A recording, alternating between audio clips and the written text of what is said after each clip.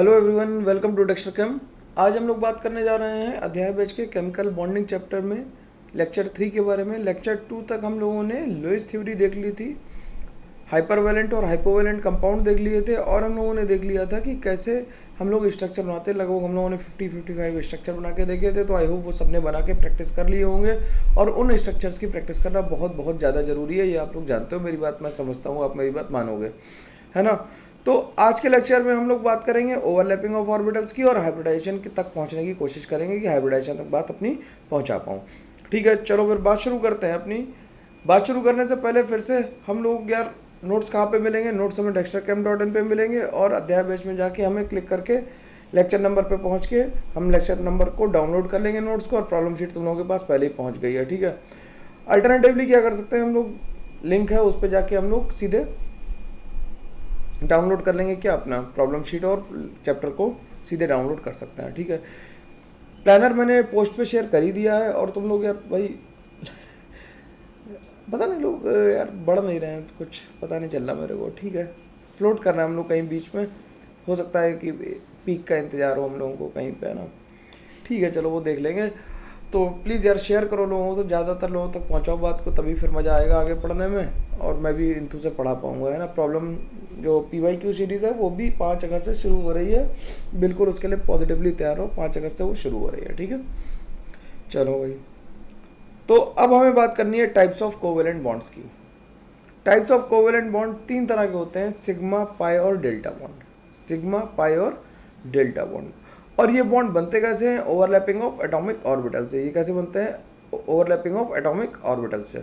ठीक है, तो सिग्मा, पाई और डेल्टा बॉन्ड कैसे बने? ओवरलैपिंग ऑफ एटॉमिक ऑर्बिटल से बने। और एटॉमिक ऑर्बिटल्स की ओवरलैपिंग कराते समय हम कहेंगे कि पहली ओवरलैपिंग जो हमें पढ़नी है वो SS ओवरलैपिंग करनी है, कि एक S ऑर्बिटल को दूसरे S ऑर्बिटल से ओवरलैप कराना है। अब एक S ऑर्बिटल को जब दूसरे S ऑर्बिटल से ओवरलैप कराएंगे तो S ऑर्बिटल था कैसा? स्फेरिकल। इसे दूसरे S ऑर्बिटल के साथ ओवरलैप कराना है। ठीक, बीच में हमने मान ली इंटर न्यूक्लियर एक्सेस हमारी, क्या है ये हमारी इंटर न्यूक्लियर एक्सेस है। ठीक, तो जब ये ओवरलैप करेंगे एक दूसरे से, ये क्या है हमारी इंटर न्यूक्लियर एक्सेस है। बात मेरी समझ में आनी चाहिए, ये क्या है? इंटर न्यूक्लियर एक्सेस है अपनी, है ना। तो जब ये ऑर्बिटल एक दूसरे से ओवरलैप करेंगे तो होगा क्या कि कुछ इस तरह की ज्योमेट्री तुम एक्सपेक्ट कर रहे हो कि ऐसा बनेगा। तुम क्या करो, घर पे 2 कॉइन्स रख लो और उन्हें मिला के देख लो, तो ऐसी ज्योमेट्री बनेगी, एक दूसरे को ओवरलैप कर जाएंगे, और this will be called the overlapping area और इंटरसेक्शन एरिया। तो हम इसे कह देंगे क्या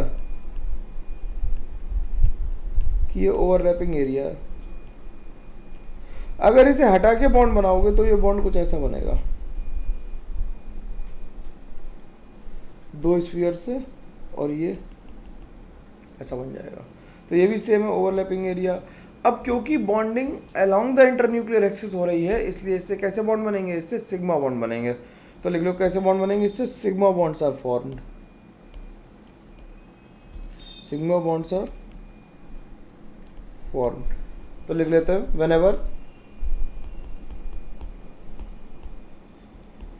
whenever bonding takes place along the internuclear axis, sigma bonds are formed.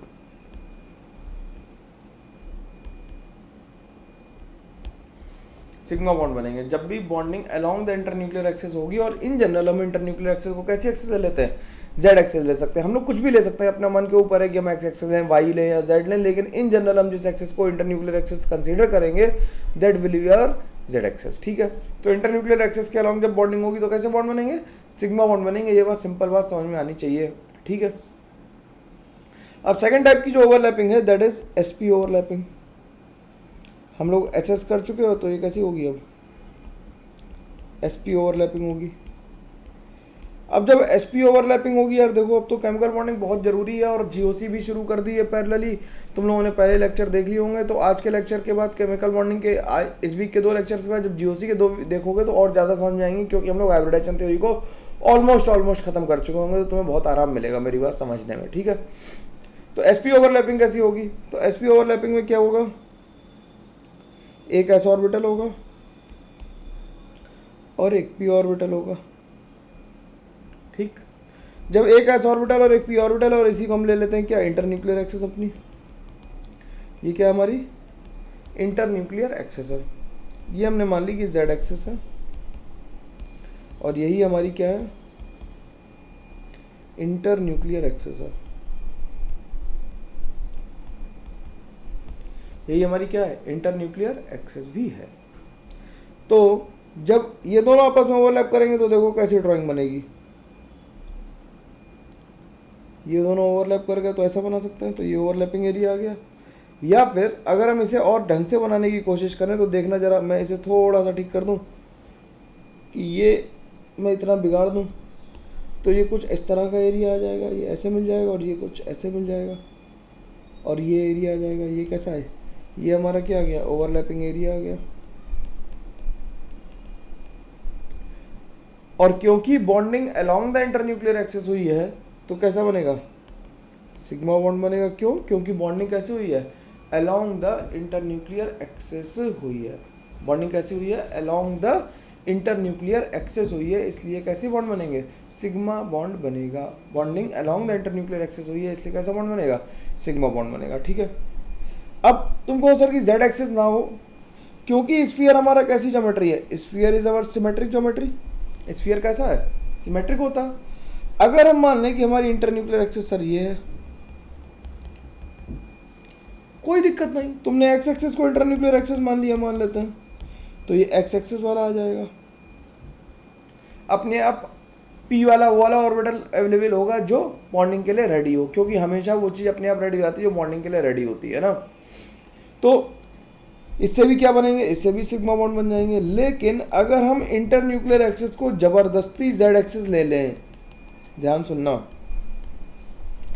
कि जेड एक्सिस को हमने इंटरन्यूक्लियर एक्सिस ले लिया और हम एसपी ओवरलैप कराना चाहते हैं, ठीक, हम क्या कराना चाहते हैं, हम एसपी ओवरलैप कराना चाहते हैं, ठीक है। तो और हम पी ऑर्बिटल भी कंपल्सरीली हम लोग क्या लेना चाहते हैं, हम लोग पी एक्स लेना चाहते हैं, ठीक। तो ये ऑर्बिटल कैसा हो गया, पी एक्स हो गया, ये एस ऑर्बिटल हो गया। तो ऐसी सिचुएशन में नो ओवरलैप होता है, कोई ओवरलैप नहीं होता, नो ओवरलैप सिचुएशन आती, मतलब तुम ऐसा ऑर्बिटल नहीं बना सकते कि ऐसा ऑर्बिटल ऐसा बना लिया और पी को ऐसा बना दिया, ये ओवरलैप पॉसिबल नहीं है, this is not possible, this type of overlap is not allowed, this type of overlap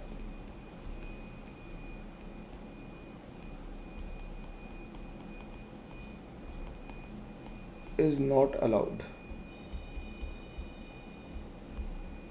इस टाइप की ओवरलैपिंग अलाउड नहीं है, ठीक है, इस टाइप की ओवरलैपिंग अलाउड नहीं है। बात समझ में आ गई, कोई दिक्कत नहीं किसी को, ये इतनी बात क्लियर है, ठीक है। तो हम ये कह सकते हैं कि अगर ऐसी अलाउड नहीं है तो हम पी ऑर्बिटल कोई सा भी ले लें, हम पी ऑर्बिटल कोई सा भी ले लें, उस टाइम पे क्या होगा, एक्स एक्स जो एस ऑर्बिटल है वो अपने आप को इस तरह से लाइन कर लेगा कि हमेशा कैसे बॉन्ड बने, सिग्मा बॉन्ड बने, है कि नहीं। इतना तो बात समझ में आ गई। तो लिख लेते हैं वेन एवर, इंपॉर्टेंट बात है, लिख लेते हैं when ever S S overlapping और SP overlapping takes place,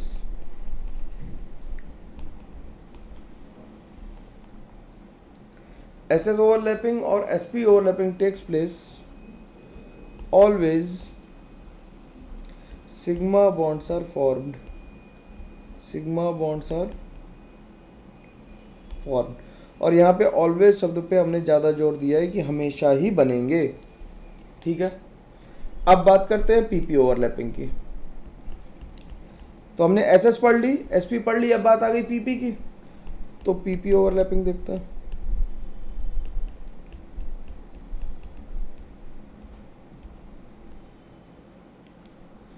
PP overlapping कैसे होगी, PP ओवरलैपिंग दो तरह से हो सकती है, तो लिख लेते हैं it can be of two types.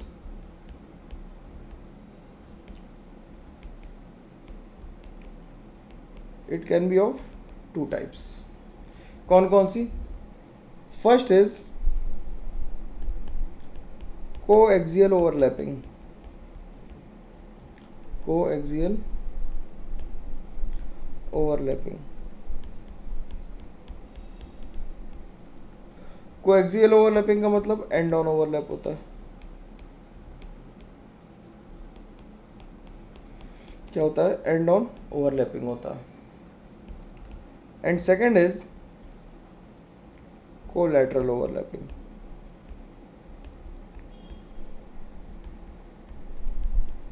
Second is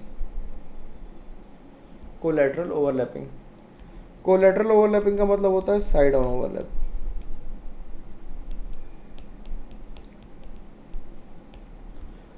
collateral overlapping का मतलब होता है साइड ऑन ओवरलैपिंग। तो एंड ऑन ओवरलैपिंग हो सकती है या साइड ऑन ओवरलैपिंग हो सकती है। तो एक एक करके दोनों को देख लेते हैं हम लोग। सबसे पहले कौन सी देखते हैं? Coaxial overlapping.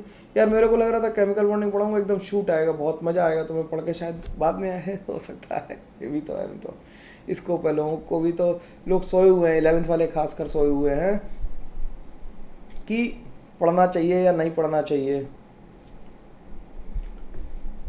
तो ये देखते हैं, पहला देखते हैं कोएक्सियल ओवरलैपिंग।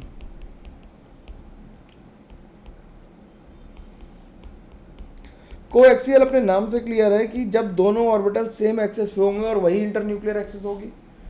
तो अगर हमारी जेड एक्सिस इंटरन्यूक्लियर एक्सिस है, जेड एक्सिस क्या इंटरन्यूक्लियर एक्सिस है, तो एक ऑर्बिटल हमने पी जेड ले लिया और दूसरा भी क्या ले लिया? पी जेड ले लिया। तो इससे जो ओवरलैपिंग हुई वो कुछ ऐसी होगी और ये ओवरलैपिंग एरिया आ जाएगा। तो इससे क्या बनेंगे? सिग्मा बॉन्ड बनेंगे, क्योंकि along the internuclear axis bonding हो रही है। तो इससे क्या बन गए? सिग्मा बॉन्ड बन गए। ये बातें तुम्हें बिल्कुल समझ में आनी चाहिए, क्योंकि पेपर में कई बार इस तरह का क्वेश्चन आता है नीट में कि या जेई में ऐसा क्वेश्चन आ जाता है जो कहता है कि इसमें किस टाइप के बॉन्ड बनेंगे, किससे सिग्मा बनेगा, किससे पाई बनेगा, कौन सा कॉम्बिनेशन ऑफ ऑर्बिटल सिग्मा या पाई बॉन्ड बना सकता है। ठीक है, तो इस टाइप का भी क्वेश्चन आ जाता है आसानी से। ठीक है, अब बात करते हैं साइड ऑन ओवरलैपिंग की। साइड ऑन ओवरलैपिंग देखते हैं।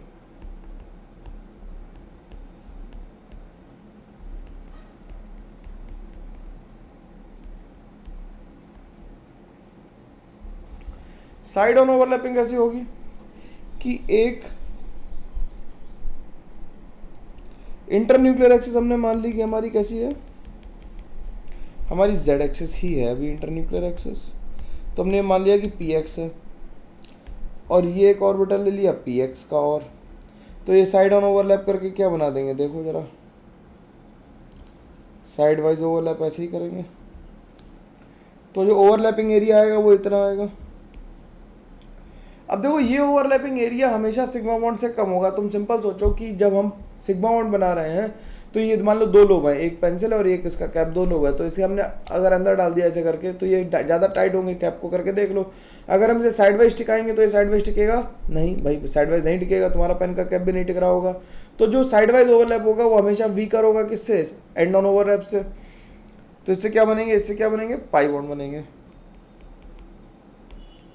क्या बन जाएंगे? Pi bond. ठीक, तो इसमें एक बात लिख देते हैं, इंपॉर्टेंट बात क्या कि the overlapping area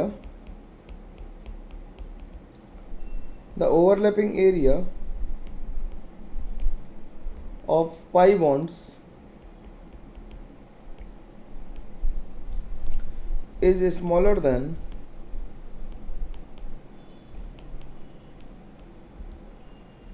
sigma bond. Therefore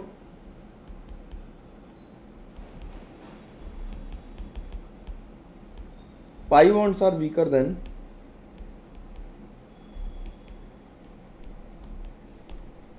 sigma bonds. तो हम ये कह सकते हैं कि ओवरलैपिंग एरिया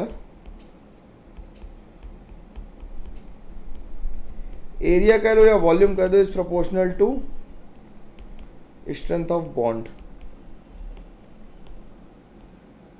और यहाँ पे भी बात है कि परपेंडिकुलर ऑर्बिटल ओवरलैप नहीं करेंगे, यानी कि अगर हम चाहें कि एक पी एक्स ऑर्बिटल को एक पी वाई ऑर्बिटल से ओवरलैप करा दें तो ये नॉट पॉसिबल है, ये ओवरलैप नहीं होगा। परपेंडिकुलर ऑर्बिटल्स आपस में ओवरलैप नहीं करते हैं। आसानी से बात समझ में आनी चाहिए, परपेंडिकुलर ऑर्बिटल्स आपस में ओवरलैप नहीं करते हैं। अब बात करते हैं पीडी ओवरलैपिंग की।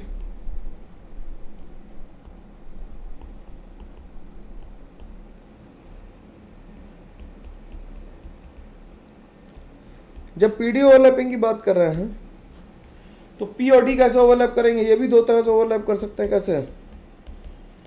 कोएक्सियल और कोलैटरल। ठीक, कोएक्सियल और कोलैटरल। अब कोएक्सियल और कोलैटरल की जब ओवरलैप होगी तो डी ऑर्बिटल्स कितने तरह के होते हैं? डी ऑर्बिटल्स होते कौन कौन से हैं? D x Y, D y z और d z x. D x square minus Y square and d z square.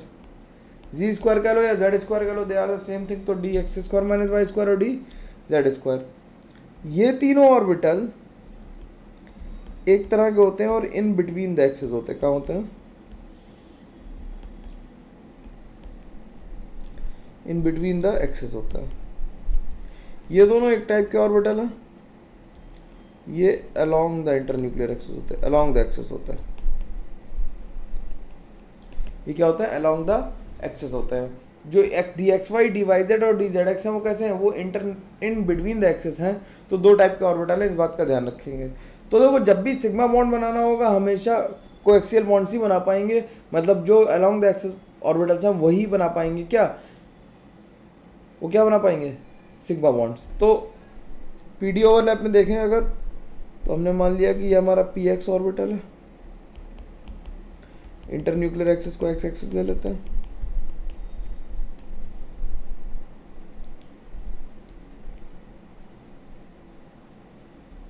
ठीक है, तो ये पी एक्स, ये कौन सा ऑर्बिटल हो गया? ये मान लेते हैं वाई एक्सेस है। तो ये D x square minus Y square हो गया। तो ये दोनों आपस में ओवरलैप करके कैसा बॉन्ड बना देंगे? देखो जरा, ये ऐसा आ जाएगा और ये ऐसा आ जाएगा, है ना। तो ये इस तरह से ओवरलैप हुआ और ये क्या बन गया? यहाँ पे क्या बन गया? सिग्मा बॉन्ड बन गया इससे, क्योंकि along the internuclear axis bonding हो रही थी, सिग्मा बॉन्ड बन गया आसानी से। अगर हमें डी जेड स्क्वायर के साथ करनी है तो क्या करें? तो हमने ये पी जेड ले लिया और डी जेड स्क्वायर तो कैसे लेंगे? डी जेड स्क्वायर तो इस तरह का ऑर्बिटल है भाई, सबको शेप याद है, एटॉमिक स्ट्रक्चर वाला लेक्चर रिवाइज कर लो अगर शेप ना याद आ रही हो तो। ठीक, तो ये इंटरन्यूक्लियर एक्सिस कौन सी हो गई? अब जेड एक्सिस हो गई। तो इससे भी क्या बनेंगे? सिग्मा बॉन्ड बनेंगे। ठीक, तो ये कोएक्सियल ओवरलैपिंग हो गई। क्या हो गई है? ये कोएक्सियल ओवरलैपिंग हो गई।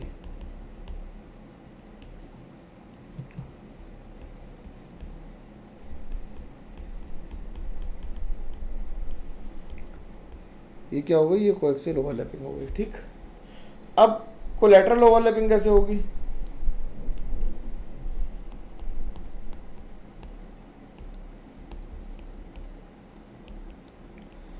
कोलैटरल ओवरलैपिंग कैसे होगी?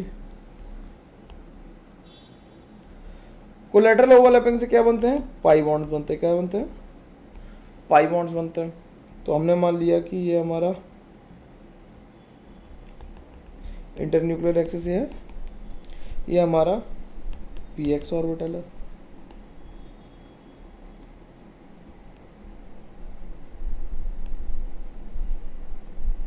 और हमने ये ले लिया D x Y.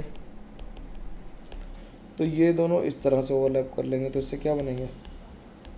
Pi bond बनेंगे। ठीक, इससे क्या बन जाएंगे? पाई बॉन्ड बन जाएंगे।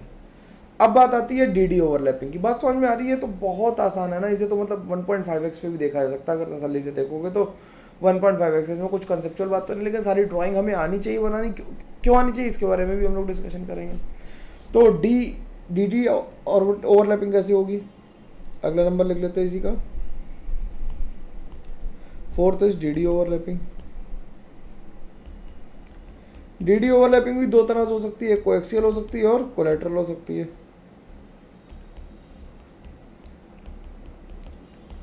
कोएक्सियल और कोलेटरल हो सकती है। ठीक, तो कोएक्सियल अगर आप पहले देख लें,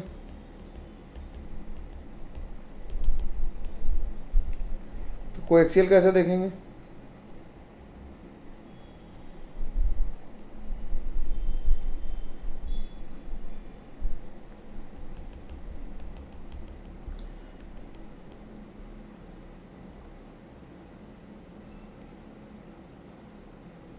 ठीक, तो ये क्या बन गया, D x square minus Y square, और डी एम ने X square minus Y square ले लिया, तो इन दोनों ने आपस में क्या बना दिया होगा, सिग्मा बॉन्ड बना दिया होगा। बना नहीं रहा हूँ ड्राइंग, अब तो ये सिग्मा बॉन्ड बन गए होंगे क्योंकि सामने सामने से आके ऐसा करके जुड़ गए होंगे, सिंपल।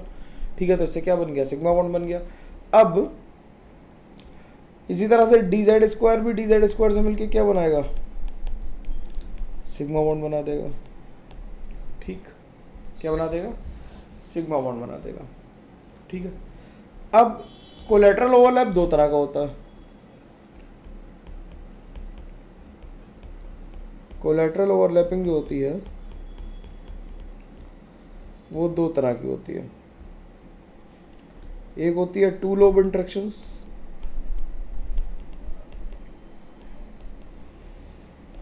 और एक होती है फोर लोब इंटरेक्शन।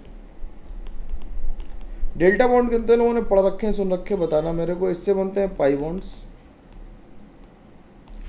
और इससे बनते हैं डेल्टा बॉन्ड्स। पाई बॉन्ड और डेल्टा बॉन्ड्स कैसे बनाएंगे, तो हमने ये डी एक्स वाई ले लिया, मान लेता हूँ ये अपने जैसे भाई से डी एक्स वाई से क्या करेगा, ओवरलैपिंग कर लेगा।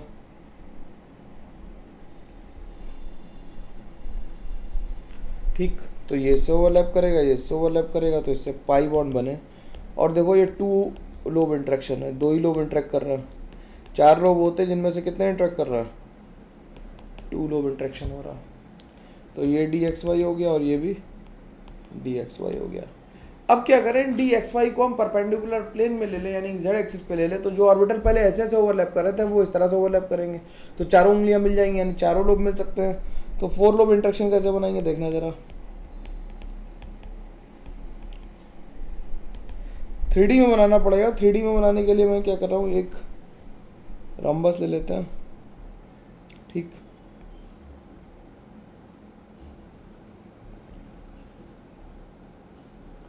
और इसी को कॉपी पेस्ट कर लेता हूँ जिससे सिमेट्रिक ही रहे बात। ठीक है, तो ये इससे ओवरलैप करेगा, ये इससे ओवरलैप करेगा, ये इससे ओवरलैप करेगा और ये इससे ओवरलैप करेगा। तो ये फोर लोब इंटरेक्शन। और जब फोर लोब इंटरेक्शन होता है तो इससे बनते हैं डेल्टा बॉन्ड्स। क्या बनते हैं, डेल्टा बॉन्ड्स बनते हैं। फोर लोब इंटरेक्शन से क्या बनते हैं, डेल्टा बॉन्ड्स बनते हैं। फोर लोब इंटरेक्शन से बनते हैं डेल्टा बॉन्ड्स। ठीक, अब बात करते हैं बॉन्डिंग थ्योरीज की। हेडिंग डाल लेते हैं बॉन्डिंग थ्योरीज।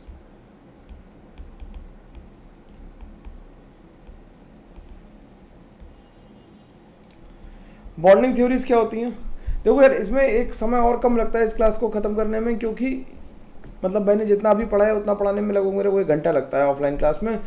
वो क्योंकि वहाँ पे तुम लोग नोट भी कर रहे होते हैं। अगर तुम साथ साथ पॉज करके नोट करो तो you will feel the time will be more, है ना। क्योंकि अगर वीडियो की तरह देख रहे हो फिर तो टाइम कम लगेगा, लेकिन अगर साथ साथ नोट्स लेते चल रहे हो तो टाइम ज़्यादा लगेगा। और हाँ यार, किसी की भी ये बात मत मानना कि नोट्स बनाना बेवकूफ़ी का काम है। मैं वीडियो देख रहा था कल एक, उसमें कोई कह रहा था कि कोई आईआईटी का ही लड़का था, वो कह रहा था वीडियो बनाने से कोई फ़ायदा नहीं, जो तुमसे कह रहे हैं वीडियो बनाना, मतलब वीडियो करें नोट्स बनाने में मतलब कोई फ़ायदा नहीं। लेकिन नोट्स मैं तो कहता हूँ कि बनाओ ही बनाओ। मेरा एक्सपीरियंस तो ये है कि नोट्स, क्योंकि रिवाइज करने के लिए नोट्स ही चाहिए होंगे। आगे प्रॉब्लम सॉल्विंग तो हम लोग करेंगे ही करेंगे। 5 तारीख से PYQ शुरू कर ही रहे हैं, मोल कॉन्सेप्ट से शुरू करेंगे, लिक्विड सोल्यूशन करेंगे, फिर काइनेटिक्स करेंगे, फिर रिएक्टर करेंगे, फिर एटॉमिक करेंगे, पीरियोडिक करेंगे, केमिकल बॉन्डिंग करेंगे, GOC करेंगे, आइसोमरिज्म, तमाम दुनिया जान के बाद हम लोग करते रहेंगे। ठीक है, तो बॉन्डिंग थ्योरीज हमें कौन कौन सी पढ़नी है। लुईस थ्योरी की बात हम लोग कर चुके हैं। अब इसके अलावा हमें जो पढ़नी है वो 4 थ्योरी मेन पढ़नी है। हमें 4 थ्योरी पढ़नी है। कौन कौन सी हमें पढ़नी है, वैलेंस बॉन्ड थ्योरी, यार पता नहीं कुछ टैब में दिक्कत हो गई थी इसलिए वो ऐसा हो गया था। वैलेंस बॉन्ड थ्योरी जिसे हम वीबीटी कहते हैं। फिर हमें पढ़नी है वीएससीपीआर थोड़ी, फिर हमें पढ़नी है hybridisation theory, sorry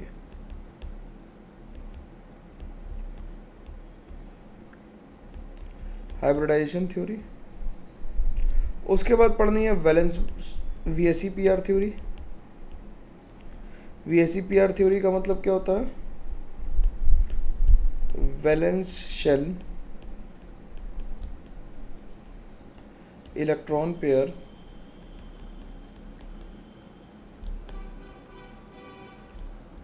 repulsion theory. Valence shell electron pair repulsion theory. और फोर्थ पढ़नी है हमें molecular orbital theory.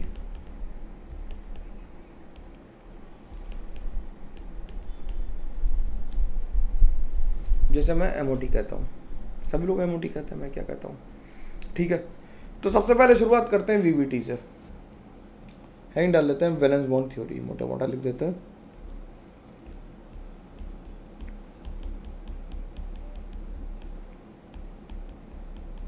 Valence bond theory. Valence bond theory क्या कह रही थी, ये ध्यान से सुनना मेरी बात। वैलेंस बॉन्ड थ्योरी कह रही थी वैलेंस शेल के वो इलेक्ट्रॉन बॉन्डिंग में पार्टिसिपेट करेंगे जो अनपेयर्ड हैं। वैलेंस शेल के वो इलेक्ट्रॉन बॉन्डिंग में पार्टिसिपेट करेंगे जो अनपेयर्ड है। Only unpaired electron participate in chemical bonding, ठीक। तो लिख लेते हैं according to this theory,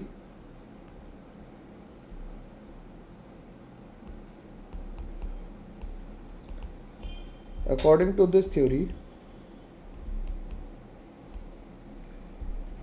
only those orbitals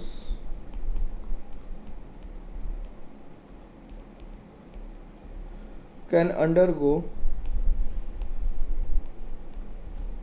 bonding which have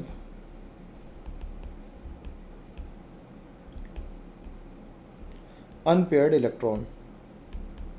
अब क्या कर रहे हैं कि जिनके पास अनपेयर्ड इलेक्ट्रॉन है केवल वही बॉन्डिंग में पार्टिसिपेट कर पाएंगे, बाकी पार्टिसिपेट नहीं करेंगे, ठीक है। तो क्या होगा, ये बात बड़ी अच्छी लगी देखने में। जब हाइड्रोजन जैसे मॉलिक्यूल का फॉर्मेशन करना पड़ा तो हाइड्रोजन के वैलेंस शेल में कितने इलेक्ट्रॉन थे?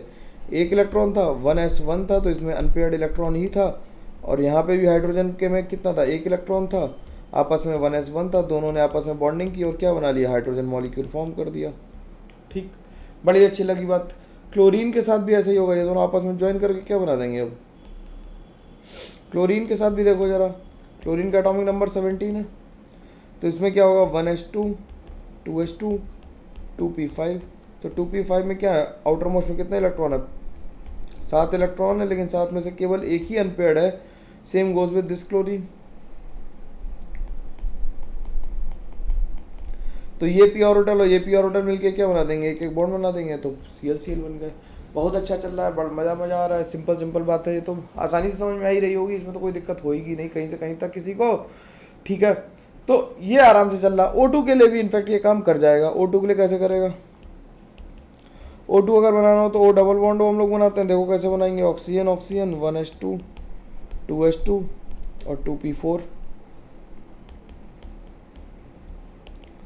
1s2 2s2 और 2p4, ठीक। अब p ऑर्बिटल में यहाँ पे कितने इलेक्ट्रॉन है?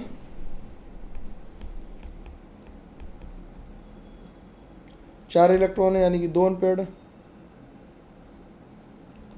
4 इलेक्ट्रॉन है यानी कि 2 अनपेयर्ड है। तो ये इससे ओवरलैप कर लेगा, ये इससे ओवरलैप कर लेगा, तुम आगे पीछे भी करवा सकते हो, तो ये डबल बॉन्ड बना देगा आसानी से। तो वीबीटी की कहानी बहुत बढ़िया चल रही है, आसानी से कोई दिक्कत नहीं आ रही इस बात में। तो वीबीटी को लगा कि हम सक्सेसफुल हो गए, लेकिन लेकिन लेकिन लेकिन लेकिन कुछ तो हुआ गड़बड़ ना। क्या कि वाटर को बनाने की कोशिश की। वाटर में भी देखो हाइड्रोजन के पास कितना है? 1s1, एक अनपेयर्ड इलेक्ट्रॉन है। और ऑक्सीजन के पास क्या है? ऑक्सीजन के पास 1s2 2s2 2p4 है, यानी कि 2 अनपेयर्ड इलेक्ट्रॉन्स हैं। तो लोगों ने कही क्या दिक्कत है भाई, ये तो बहुत आसान काम है कि एक हाइड्रोजन यहाँ बैठ जाए, कि एक हाइड्रोजन यहाँ बैठ जाए, कि दोनों बॉन्ड कर लें और पेयर अप हो जाए। तो इस ऑर्बिटल का नाम रख लेते हैं px, ये py और ये pz।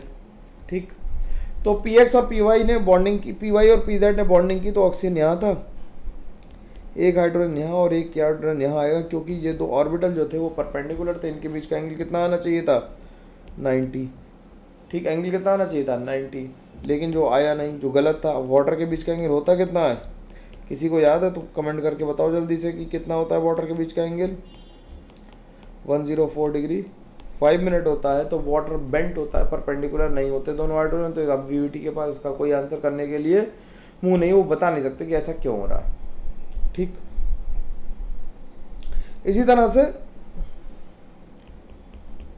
अमोनिया को बनाने की कोशिश की गई।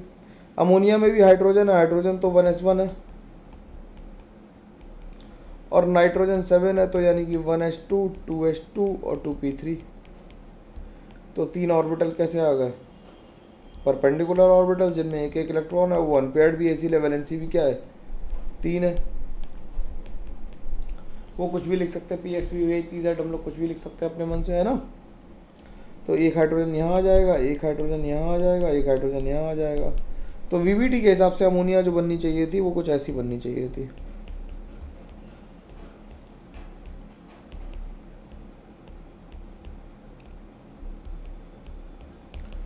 लेकिन ऐसी थी नहीं, एक्चुअली कैसी थी,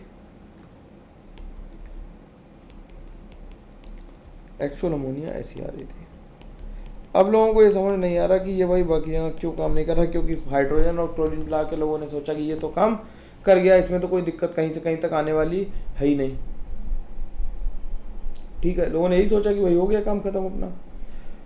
तो इन बातों को एक्सप्लेन कौन नहीं कर पा रहा था, इन बातों को वीवीटी बिल्कुल भी एक्सप्लेन नहीं कर पा रही थी। और वीवीटी एक्सप्लेन नहीं कर पा रही थी, इसलिए एक नई थ्योरी की जरूरत पड़ी, जिसे हम कहते हैं हाइब्रिडाइजेशन थ्योरी। क्या कहते हैं, हाइब्रिडाइजेशन थ्योरी।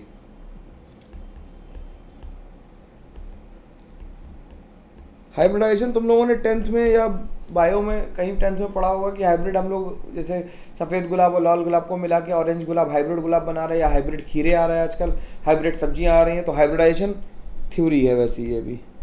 हाइब्रिडाइजेशन का मतलब ही होता है मिलावटी।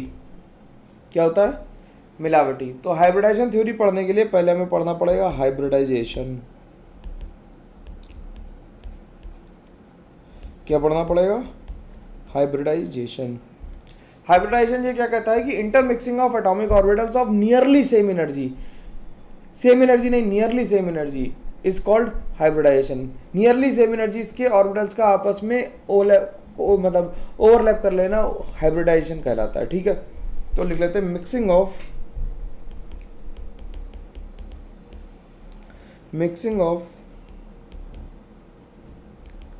atomic orbitals of nearly same energy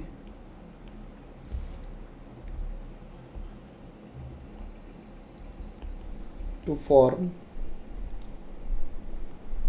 new orbitals of lower energy। ठीक है, न्यू ऑर्बिटल्स ऑफ, क्योंकि दो लोग आपस में मिक्स होंगे तो तभी मिक्स होंगे जब दोनों स्टेबलाइज हो रहे हो। स्टेबलाइज हो रहे हैं तो मतलब क्या होगा कि उनकी एनर्जी क्या होगी, कम होगी, लोअर एनर्जी।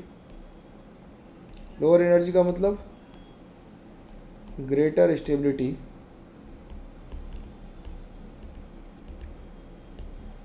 इज कॉल्ड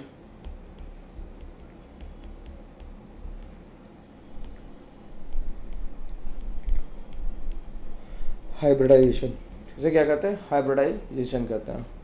ठीक, जब n number of hybrid orbitals, जब n number of orbitals combine होते हैं तो उससे n number of hybrid orbital बनते हैं। मतलब एक s और एक p, यानी दो ऑर्बिटल अगर कंबाइन किए तो दो ही sp हाइब्रिड ऑर्बिटल बनेंगे। अगर 3 कंबाइन करेंगे तो 3 बनेंगे, और 4 कंबाइन करेंगे तो 4 बनेंगे, 5 करेंगे तो 5, 6 करेंगे तो 6। तो अगर n number of orbitals combine कर रहे हैं तो उससे n number of hybrid orbitals ही बनेंगे। तो इस बात को भी लिख देते हैं। इंपॉर्टेंट पॉइंट है कि when n atomic orbitals intermix to form hybrid orbitals, they form n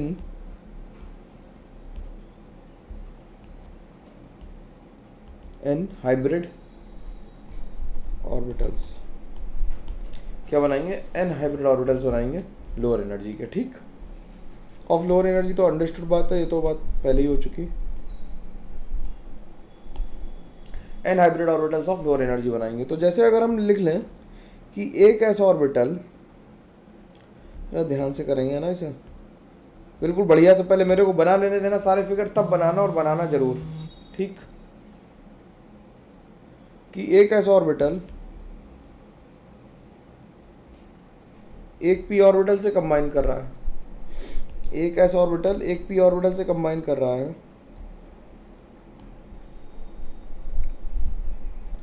तो ये हमने मान लिया कि ये न्यूक्लियस वाला पॉइंट है, तो इसने एक sp हाइब्रिड ऑर्बिटल बना दिए। कितने?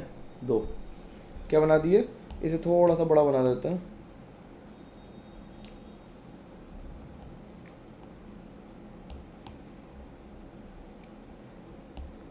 ऐसा लिख लेता है, dash dash dash dash dash. तो इसने क्या बना दिए? 2 sp हाइब्रिड ऑर्बिटल बनाए। क्या बना? sp हाइब्रिड ऑर्बिटल्स बना दिए 2। ठीक, अब एक ऐसा ऑर्बिटल 2p ऑर्बिटल से अगर कंबाइन कर जाए, अगर 2p ऑर्बिटल से कंबाइन कर जाए तो ये 3 sp2 हाइब्रिड ऑर्बिटल बना देगा। क्या बना देगा? 3 sp2 हाइब्रिड ऑर्बिटल्स बना देगा। इसी तरह से अगर एक s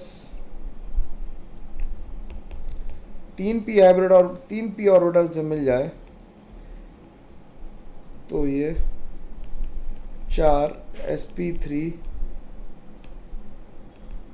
हाइब्रिड ऑर्बिटल बना देगा। 4 sp3 हाइब्रिड ऑर्बिटल्स बना देगा। अब अगर इन हाइब्रिड ऑर्बिटल्स को ध्यान से देखो, तो अगर हम इस पॉइंट को न्यूक्लियस मान लें सबको, तो जैसे जैसे s कैरेक्टर कम होता जा रहा है, न्यूक्लियस से डिस्टेंस बढ़ती जा रही है, जैसे जैसे p कैरेक्टर बढ़ रहा है, इलोंगेशंस बढ़ रहे हैं। ठीक है, तो जैसे जैसे s कैरेक्टर बढ़ेगा न्यूक्लियस से दूरी बढ़ेगी, या p कैरेक्टर बढ़ेगा तो न्यूक्लियस से दूरी बढ़ेगी। तो परसेंटेज s कैरेक्टर हम कैसे निकालेंगे? अगर हम लिख दें परसेंटेज s कैरेक्टर हमें लिखना हो, तो परसेंटेज s कैरेक्टर अगर हमें निकालना हो तो कैसे निकालेंगे? यहाँ से हटा लेते हैं, नीचे लिख देता है percentage s character.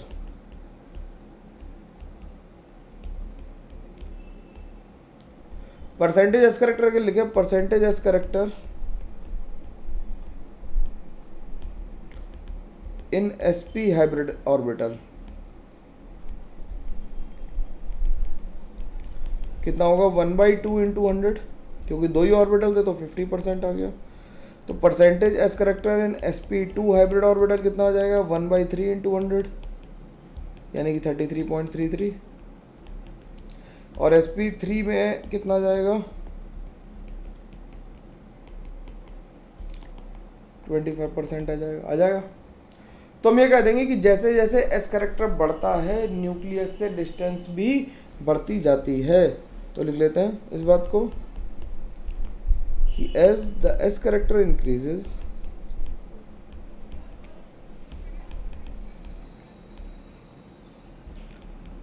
the distance from the nucleus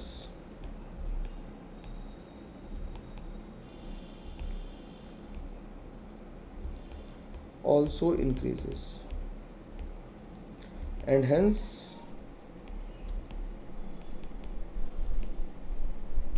electronegativity